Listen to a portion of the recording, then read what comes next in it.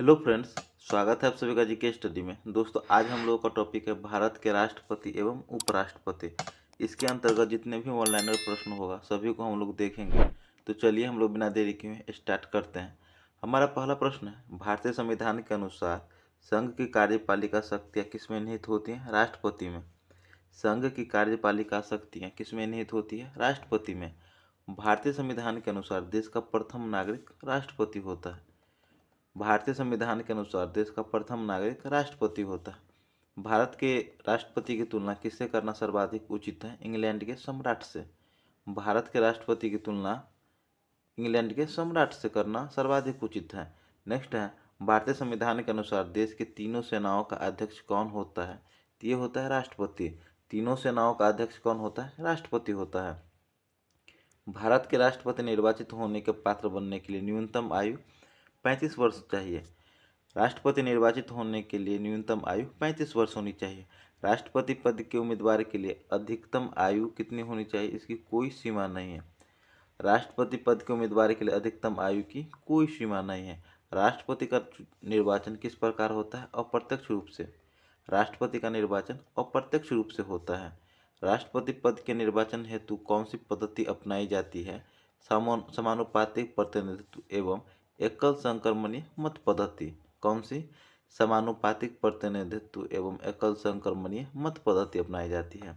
Next देखेंगे, राष्ट्रपति पद के चुनाव संबंधी विवाद को किसे निर्देशित किया जाता है? तो ये किया जाता है उच्चतम न्यायालय को। राष्ट्रपति पद के चुनाव संबंधी विवाद को उच्चतम न्यायालय द्वारा निर्देशित किया जाता है। राष्ट्रपति के चुनाव के लिए प्रस्तावक एवं अनुमोदकों की कम से कम कितनी संख्या होनी चाहिए? 50-50। प्रस्तावक एवं अनुमोदकों की संख्या कितनी होनी चाहिए? 50-50। नामांकन के समय राष्ट्रपति पद के उम्मीदवार को जमानत के तौर पर कितना रुपये जमा करना पड़ता है? 15,000। राष्ट्रपति उम्मीदवार को जमानत के तौर पर 15,000 रुपये जमा करना पड़ता है। एक व्यक्ति राष्ट्रपति के लिए अधिकतम कितनी बार निर्वाचित हो सकता है? इसकी कोई सीमा नहीं है, कितना बार भी हो सकता है। राष्ट्रपति पद का चुनाव संचालित किया जाता है निर्वाचन आयोग द्वारा। राष्ट्रपति पद का चुनाव संचालित किया जाता है निर्वाचन आयोग के द्वारा। नेक्स्ट देखेंगे, राष्ट्रपति चुनाव संबंधी मामले किसके पास भेजे जाते हैं? तो ये भेजे जाते हैं उच्चतम न्यायालय के पास। राष्ट्रपति चुनाव संबंधी मामले उच्चतम न्यायालय के पास भेजे जाते हैं। भारतीय संविधान के किस अनुच्छेद के तहत राष्ट्रपति के निर्वाचन से संबंधित विवाद का निर्णय उच्चतम न्यायालय द्वारा करने का प्रावधान है? अनुच्छेद 71 में। नेक्स्ट है, राष्ट्रपति पद के उम्मीदवारों को चुनाव प्रचार हेतु कितना समय मिलता है? 2 सप्ताह। राष्ट्रपति पद के उम्मीदवारों को चुनाव प्रचार हेतु 2 सप्ताह का समय दिया जाता है। भारत के राष्ट्रपति का चुनाव कितने वर्षों के लिए होता है? 5 वर्षों के लिए। भारत के राष्ट्रपति का चुनाव कितने वर्षों के लिए होता है? 5 वर्षों के लिए होता है। आगे प्रश्न देखेंगे, राष्ट्रपति का पद रिक्त स्थान कितने माह में भर लिया जाना चाहिए? 6 माह में। राष्ट्रपति का रिक्त स्थान कितने माह में भर लिया जाना चाहिए? 6 माह में। केंद्रीय मंत्रिमंडल के मंत्रियों की नियुक्ति कौन करता है? राष्ट्रपति। केंद्रीय मंत्रिमंडल के मंत्रियों की नियुक्ति कौन करता है? राष्ट्रपति करता है। भारत के राष्ट्रपति की मर्जी तक कौन अपने पद पर रह सकता है? राज्यपाल। राष्ट्रपति के मर्जी तक कौन अपने पद पर रह सकता है? राज्यपाल। वित्त बिल के लिए किसकी पूर्व स्वीकृति आवश्यक है? भारत के राष्ट्रपति का। वित्त बिल के लिए किसकी पूर्व स्वीकृति की आवश्यकता है? भारत के राष्ट्रपति का। किसी भौगोलिक क्षेत्र को अनुसूचित क्षेत्र घोषित करने का संवैधानिक अधिकार किसे है? राष्ट्रपति को। किसी भौगोलिक क्षेत्र को अनुसूचित क्षेत्र घोषित करने का संवैधानिक अधिकार किसे प्राप्त है? राष्ट्रपति को। किसी भी अभिव्यक्ति को फांसी की सजा को बदलने या कम करने के अधिकार किसके पास है? राष्ट्रपति को। फांसी की सजा को बदलने या कम करने का अधिकार किसके पास है? भारत के राष्ट्रपति के पास है। आगे देखेंगे, लोकसभा एवं राज्यसभा में राष्ट्रपति द्वारा मनोनीत सदस्यों की संख्या कितनी है? तो ये है 14। लोकसभा एवं राज्यसभा में राष्ट्रपति द्वारा मनोनीत सदस्यों की कुल संख्या 14 है। किसी विधि के प्रश्न पर सर्वोच्च न्यायालय से परामर्श लेने का अधिकार राष्ट्रपति को है। किसी विधि के प्रश्न पर सर्वोच्च न्यायालय से परामर्श लेने का अधिकार राष्ट्रपति को है।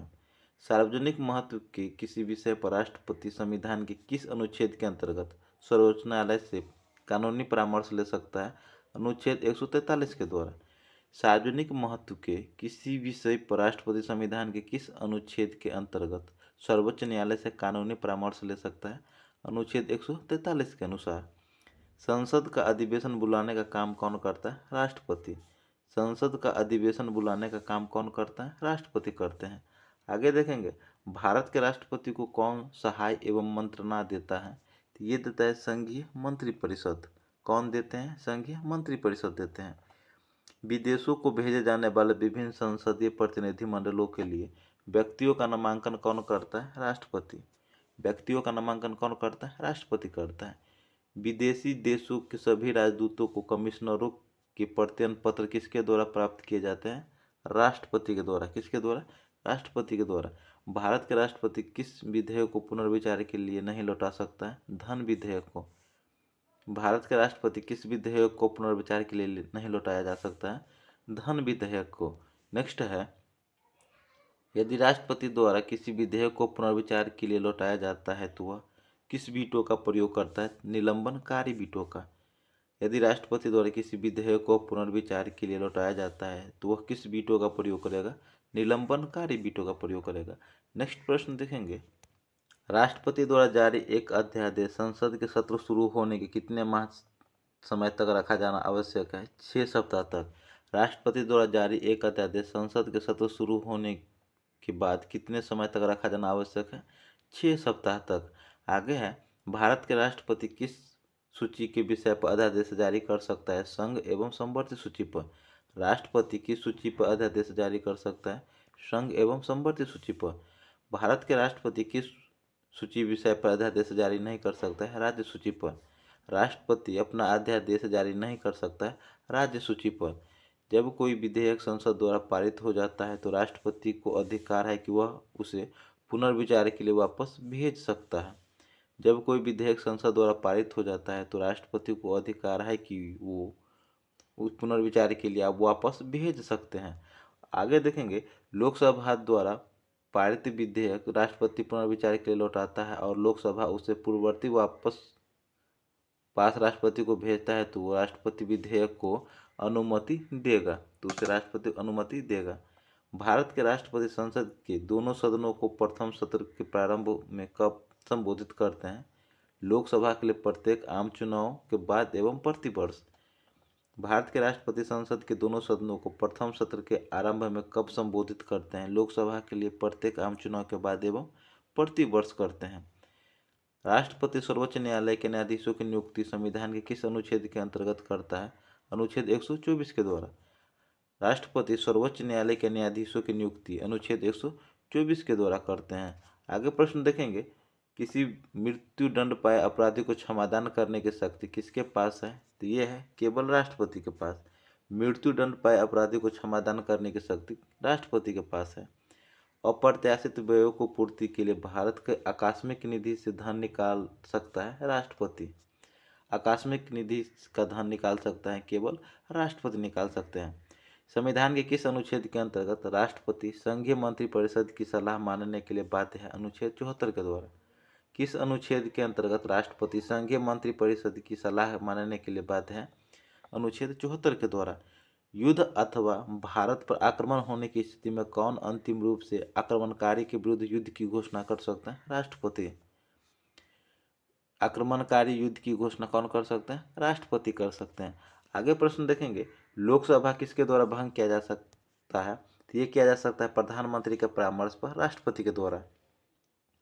लोकसभा किसके द्वारा भंग किया जा सकता है? प्रधानमंत्री के परामर्श से राष्ट्रपति के द्वारा।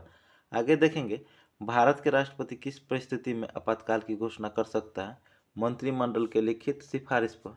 राष्ट्रपति किस परिस्थिति में आपातकाल की उद्घोषणा कर सकता है? मंत्रिमंडल के लिखित सिफारिश पर। भारत के राष्ट्रपति संविधान के किस अनुच्छेद के अंतर्गत अध्यादेश जारी कर सकता है? अनुच्छेद 123 के द्वारा। राष्ट्रपति किस अनुच्छेद के अनुसार अध्यादेश जारी कर सकता है? अनुच्छेद 123 के अनुसार। राष्ट्रपति को लोकसभा में किन दो सदस्यों को मनोनीत करने का अधिकार है? Anglo Indian. राष्ट्रपति को लोकसभा में किन दो सदस्यों को मनोनीत करने का अधिकार है? एंग्लो इंडियन का। आगे देखेंगे, राष्ट्रपति और उपराष्ट्रपति की अनुपस्थिति में कौन कार्यभार ग्रहण करेगा? तो ये कार्यभार ग्रहण करेगा सर्वोच्च न्यायालय के मुख्य न्यायाधीश। राष्ट्रपति और उपराष्ट्रपति की अनुपस्थिति में कार्यभार ग्रहण करेगा सर्वोच्च न्यायालय के मुख्य न्यायाधीश करेगा। नेक्स्ट है, अध्यादेश जारी करने का अधिकार राष्ट्रपति को कौन सा अधिकार है? विधायी अधिकार है। अध्यादेश जारी करने का अधिकार राष्ट्रपति का कौन सा अधिकार है? विधायी अधिकार है। राष्ट्रपति के चुनाव में विवाद होने पर किसकी सलाह ली जाती है? सर्वोच्च न्यायालय की। राष्ट्रपति के चुनाव में विवाद होने की स्थिति में किसकी सलाह ली जाती है? सर्वोच्च न्यायालय की। राष्ट्रपति को भत्ते के अलावा प्रतिमाह कितना वेतन प्राप्त होता है? 5 लाख। राष्ट्रपति को भत्ते के अलावा प्रतिमाह 5 लाख रुपया मिलता है। राष्ट्रपति को पेंशन के रूप में आजीवन कितना रुपया प्रति वर्ष मिलता है? 30 लाख रुपया। राष्ट्रपति को पेंशन के रूप में आजीवन कितना रुपया प्रति वर्ष मिलता है? 30 लाख रुपया मिलता है। आगे प्रश्न देखेंगे, स्वतंत्र भारत के प्रथम राष्ट्रपति कौन थे? तो ये थे डॉक्टर राजेंद्र प्रसाद। स्वतंत्र भारत के प्रथम राष्ट्रपति कौन थे? डॉक्टर राजेंद्र प्रसाद थे। कौन लगातार 2 बार राष्ट्रपति रहे हैं? डॉक्टर राजेंद्र प्रसाद। कौन लगातार 2 बार राष्ट्रपति रहे थे? डॉक्टर राजेंद्र प्रसाद रहे थे। डॉक्टर राजेंद्र प्रसाद कितने वर्ष तक राष्ट्रपति रहे थे? 12 वर्ष तक। डॉक्टर राजेंद्र प्रसाद 12 वर्ष तक राष्ट्रपति रहे थे। भारत के पहले राष्ट्रपति डॉक्टर राजेंद्र प्रसाद का चुनाव किया गया था संविधान सभा द्वारा। पहले राष्ट्रपति का चुनाव किसके द्वारा किया गया था? संविधान सभा के द्वारा किया गया था। स्वतंत्र भारत के प्रथम राष्ट्रपति डॉक्टर राजेंद्र प्रसाद किस प्रदेश से थे? बिहार से। डॉक्टर राजेंद्र प्रसाद कहाँ के थे? बिहार का थे। सर्वसम्मति से निर्वाचित भारत के प्रथम राष्ट्रपति एन संजीव रेड्डी थे। सर्वसम्मति से निर्वाचित राष्ट्रपति संजीव रेड्डी थे। कौन से राष्ट्रपति पूर्व में केंद्रीय मंत्री थे? ज्ञानी जैल सिंह। कौन से राष्ट्रपति पूर्व में केंद्रीय मंत्री थे? ज्ञानी जैल सिंह थे। आगे प्रश्न देखेंगे, भारत का राष्ट्रपति चुने जाने वाले प्रथम गैर कांग्रेस उम्मीदवार बीबी गिरी थे। राष्ट्रपति चुने जाने वाले प्रथम गैर कांग्रेस उम्मीदवार कौन थे? बीबी गिरी। भारत के प्रथम मुस्लिम राष्ट्रपति डॉक्टर जाकिर हुसैन। प्रथम मुस्लिम राष्ट्रपति डॉक्टर जाकिर हुसैन। भारत के किस राष्ट्रपति की मृत्यु कार्यकाल पूरा होने से पूर्व हो गई थी? ये हो गई थी जाकिर हुसैन की। भारत के किस राष्ट्रपति की मृत्यु कार्यकाल में ही हो गया था? डॉक्टर जाकिर हुसैन का। भारत का कौन राष्ट्रपति जो सदा भारतीय धर्मनिरपेक्षता को सर्वधर्म स्वभाव कहता रहा? ये कहता रहा डॉक्टर एस राधाकृष्णन। किसने कहता रहा? डॉक्टर एस राधाकृष्णन ने। भारत के किस राष्ट्रपति की मृत्यु कार्यकाल पूरा होने से पूर्व ही हो गई थी? ये हो गई थी डॉक्टर जाकिर हुसैन एवं फखरुद्दीन अली अहमद का। किस राष्ट्रपति का मृत्यु कार्यकाल पूरा होने से पूर्व ही हो गई थी? डॉक्टर जाकिर हुसैन एवं फखरुद्दीन अली अहमद का। आगे है, किसने उच्चतम न्यायालय के मुख्य न्यायाधीश तथा कार्यवाहक राष्ट्रपति दोनों ही पदों को सुशोभित किया? ये सुशोभित किया था एम हिदायतुल्लाह ने। किसने? एम हिदायतुल्लाह ने किया था। भारत के राष्ट्रपति ने जिस एकमात्र मामले में वीटो शक्ति का प्रयोग किया था वह था भारतीय डाक अधिनियम। भारत के राष्ट्रपति ने जिस एकमात्र मामले में वीटो शक्ति का प्रयोग किया था वह था भारतीय डाक अधिनियम था। उपराष्ट्रपति का निर्वाचन होता है अप्रत्यक्ष रूप से। उपराष्ट्रपति का निर्वाचन अप्रत्यक्ष रूप से होता है। उपराष्ट्रपति पद के निर्वाचन हेतु कौन सी पद्धति अपनाई जाती है? अनुपातिक प्रतिनिधित्व एवं एकल संक्रमणीय पद्धति। उपराष्ट्रपति पद के निर्वाचन हेतु उम्मीदवार की न्यूनतम आयु 35 वर्ष होनी चाहिए। उपराष्ट्रपति के निर्वाचन हेतु उम्मीदवार की न्यूनतम आयु 35 वर्ष होनी चाहिए। नेक्स्ट है, उपराष्ट्रपति के उम्मीदवार के नामांकन को निर्वाचक मंडल के कम से कम कितने सदस्यों का प्रस्तावित करना आवश्यक है? 20। कितने? 20। नामांकन के समय उपराष्ट्रपति पद के उम्मीदवार को जमानत के तौर पर कितना रुपया जमा करना पड़ता है? 15,000। उपराष्ट्रपति पद के उम्मीदवार को जमानत के तौर पर 15,000 रुपया जमा करना पड़ता है। उपराष्ट्रपति पद के उम्मीदवार के नामांकन को निर्वाचक मंडल के कम से कम कितने सदस्यों का अनुमोदन प्राप्त होना चाहिए? 20। उपराष्ट्रपति पद के लिए कितने अनुमोदकों होना आवश्यक है? 20। आगे देखेंगे, उपराष्ट्रपति का प्रावधान कहाँ के संविधान से लिया गया है? ये लिया गया है संयुक्त राज्य अमेरिका से। उपराष्ट्रपति का प्रावधान कहाँ के संविधान से लिया गया है? संयुक्त राज्य अमेरिका से लिया गया। उपराष्ट्रपति के निर्वाचन में निर्वाचक मंडल के सदस्य होते हैं संसद के सभी सदस्य। उपराष्ट्रपति के निर्वाचन में निर्वाचक मंडल के सदस्य होते हैं संसद के सभी सदस्य होते हैं। कौन राष्ट्रपति के चुनाव में मतदान नहीं करते हैं परंतु उपराष्ट्रपति के चुनाव में मतदान करते हैं? संसद के मनोनीत सदस्य। कौन राष्ट्रपति के चुनाव में मतदान नहीं करते हैं परंतु उपराष्ट्रपति के चुनाव में मतदान करते हैं? संसद के मनोनीत सदस्य। उपराष्ट्रपति किसका पदेन अध्यक्ष होता है? राज्यसभा का। उपराष्ट्रपति किसका पदेन अध्यक्ष होते हैं? राज्यसभा का। उपराष्ट्रपति पद के चुनाव संबंधी विवाद को किसे निर्देशित किया जाता है? सर्वोच्च न्यायालय। उपराष्ट्रपति पद के चुनाव संबंधी विवाद को किसे निर्देशित किया जाता है? सर्वोच्च न्यायालय को। उपराष्ट्रपति के चुनाव में कौन कौन मतदान करता है? तो ये मतदान करता है लोकसभा एवं राज्यसभा के सभी सदस्य। उपराष्ट्रपति के चुनाव में मतदान कौन करता है? लोकसभा एवं राज्यसभा के सभी सदस्य। उपराष्ट्रपति का कार्यकाल की अवधि कितने वर्ष की होती है? 5 वर्ष। उपराष्ट्रपति के कार्यकाल की अवधि कितने वर्ष की होती है? 5 वर्ष की होती है। उपराष्ट्रपति को पद की गोपनीयता का शपथ कौन दिलाता है? राष्ट्रपति। उपराष्ट्रपति को पद की गोपनीयता का शपथ कौन दिलाता है? राष्ट्रपति दिलाते हैं। उपराष्ट्रपति अपना त्याग पत्र किसको सौंपते हैं? राष्ट्रपति को। उपराष्ट्रपति अपना त्याग पत्र राष्ट्रपति को सौंपते हैं। राज्यसभा की बैठकों को सभापति कौन करता है? सभापति कौन करता है? उपराष्ट्रपति। राज्यसभा को बैठकों को सभापति कौन करता है? उपराष्ट्रपति करता है। उपराष्ट्रपति को किसके समतुल्य वेतन मिलता है? लोकसभा अध्यक्ष के। उपराष्ट्रपति को किसके समतुल्य वेतन मिलता है? लोकसभा अध्यक्ष के समतुल्य वेतन मिलता है। उपराष्ट्रपति को उसके कार्यकाल की समाप्ति से पूर्व पद से हटाने के अधिकार किसको है? ये है संसद को। उपराष्ट्रपति को उसके कार्यकाल की समाप्ति से पूर्व पद से हटाने का अधिकार किसको है? संसद को है। भारत के उपराष्ट्रपति को पदच्युत करने का प्रस्ताव प्रस्तावित किया जा सकता है केवल राज्यसभा में। भारत के उपराष्ट्रपति को पदच्युत करने का प्रस्ताव प्रस्तावित किया जा सकता है केवल राज्यसभा में। भारत के उपराष्ट्रपति पर अभियोग किसके द्वारा लगाया जा सकता है? राज्यसभा द्वारा। उपराष्ट्रपति पर अभियोग किसके द्वारा लगाया जा सकता है? राज्यसभा के द्वारा। उपराष्ट्रपति को भत्ते के अलावा प्रति माह कितना वेतन प्राप्त होता है? 4 लाख। उपराष्ट्रपति को भत्ते के अलावा प्रति माह कितना वेतन मिलता है? 4 लाख मिलता है। आगे प्रश्न देखेंगे। उपराष्ट्रपति अपने मत का प्रयोग करता है मतों के बराबर होने की स्थिति में। उपराष्ट्रपति अपने मत का प्रयोग करता है मतों के बराबर होने की स्थिति में करता है। भारत के प्रथम उपराष्ट्रपति कौन थे? डॉक्टर एस राधाकृष्णन थे। भारत के प्रथम उपराष्ट्रपति कौन थे? डॉक्टर एस राधाकृष्णन थे। नेक्स्ट है, किसने 2 पूर्ण अवधियों के लिए भारत के उपराष्ट्रपति का पद संभाला था? तो ये संभाला डॉक्टर एस राधाकृष्णन एवं डॉक्टर हामिद अंसारी। किसने 2 पूर्ण अवधियों के लिए भारत के उपराष्ट्रपति का पद संभाला था? डॉक्टर एस राधाकृष्णन एवं डॉक्टर हामिद अंसारी ने। किस एकमात्र उपराष्ट्रपति की मृत्यु पद पर आसीन रहते हुई थी? कृष्णाकांत की। किस उपराष्ट्रपति की मृत्यु पद पर हुआ था? कृष्णाकांत की। उपराष्ट्रपति पद पर सबसे कम समय तक रहा था? वीवी गिरी। उपराष्ट्रपति पद पर सबसे कम समय तक कौन रहा? वीवी गिरी रहा था। किस उपराष्ट्रपति ने राष्ट्रपति पद के लिए निर्वाचित में भाग लेने के लिए अपने पद से त्यागपत्र दिया था? वीवी गिरी ने। किस उपराष्ट्रपति ने राष्ट्रपति पद के लिए निर्वाचन में भाग लेने के लिए अपने पद से त्यागपत्र दिया था? वीवी गिरी ने। भारतीय संविधान के किस अनुच्छेद में उपराष्ट्रपति का पद निर्धारित किया गया है? अनुच्छेद 63 में।